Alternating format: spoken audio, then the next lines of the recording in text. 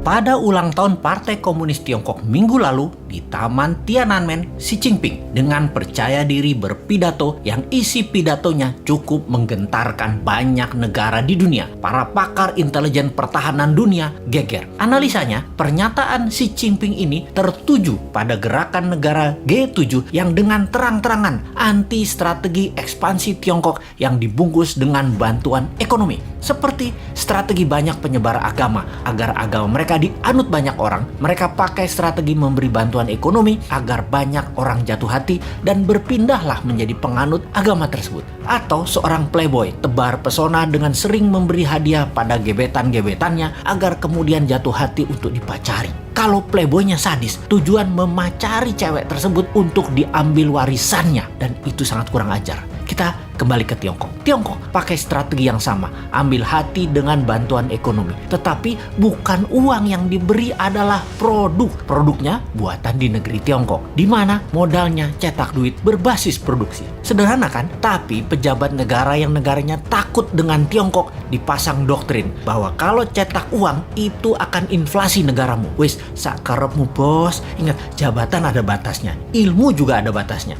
Hanya kebodohan yang ada batasnya. Nanti New Mind pakai strategi sama, memberi. Kalau sekarang kita lanjut dengan G7 yang anti strategi Tiongkok dan akan mempunyai program B3W yang menyediakan anggaran 10 kali anggaran Tiongkok ekspansi ke luar negeri. Kalau New Mind jadi, kita nggak pakai keduanya, kita main sendiri. Wis, pinter kalau urusan dalam negerinya. Ke luar negerinya, kedua pihak G7 dan Tiongkok kita mainkan. Lalu Xi Jinping mengatakan akan melakukan 3 hal: memenggal kepala negara yang melawan dan membuli dan membuat masalah dengan Tiongkok. Tiongkok akan membangun 100 silo. Silo adalah tempat peluncuran nuklir warhead roket. Kemudian akan mengambil secara utuh kembali, yaitu Taiwan, Macau, dan Hong Kong. Ini agresi militer niatnya. Biden, pemimpin Amerika, gemetar. Dan Biden mengajak Tiongkok, Rusia, dan Amerika untuk membuat pertemuan 3 negara. Di sini, perebutan global power mulai dicanangkan. Ini serius. Kalau Anda nasionalis dan patriotis NKRI garis lurus, kita membahas negara mulai dari sini. Kita menengok sejarah dunia dalam masalah perekonomian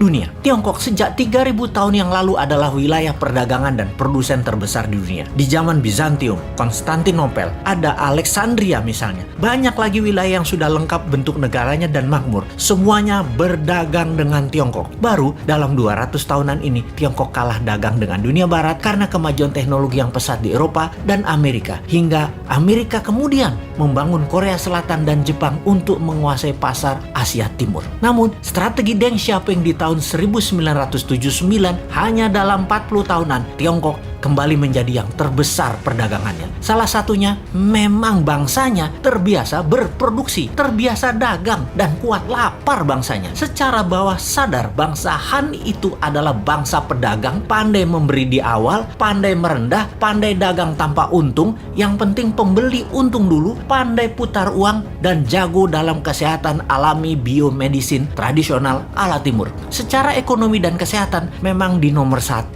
dan 2 kan, baru makanan. Mereka itu jago makan. Makanan mereka enak-enak. Secara dasar kehidupan, pola pikir bawah sadar mereka ya happy-happy dan kerja keras. Work hard, play hard. Jangan kayak di negara tetangga, banyak yang work soft, no play. Ai mate dah lu.